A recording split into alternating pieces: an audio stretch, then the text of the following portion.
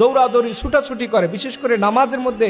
এর কারণ হচ্ছে আল্লাহর থেকে আমাদের অন্তরকে আমরা প্রোটেক্ট দিচ্ছি না। আল্লাহ নবী বলেছেন, ইয়া মুকাল্লিবাল কুলুব সাব্বিত কলবি আলা দীনিক, হে অন্তর পরিবর্তনকারী আমাদের আল্লাহ, আপনি আমার অন্তরকে দ্বীনের উপরে টিকিয়ে রাখুন।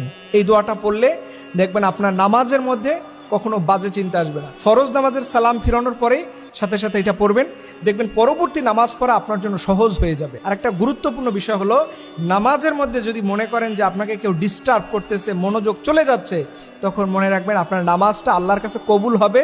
এটা যাতে কবুল না হয় এর জন্য শয়তান আপনাকে ডিস্টার্ব করতেছে, আপনার মনোযোগ এদিকে সেদিকে নিয়ে যাচ্ছে। এবং বিশেষভাবে নামাজের আগে মোবাইল ফোন, অন্যান্য ডিভাইসগুলো থেকে দূরে থাকবেন, একটু জিকির আজকার করে নামাজে যাবেন, দেখবেন আপনার মনটা প্রশান্তি থাকবে। আল্লাহ রাব্বুল আলামিন আমাদের সবাইকে এমন নামাজ পড়ার তৌফিক দান করুক যেই নামাজের মধ্যে যেন আমাদের কোনো বাজে চিন্তা না আসে। আল্লাহ সেই নামাজ পড়ার আমাদের তৌফিক দান করুক। সকল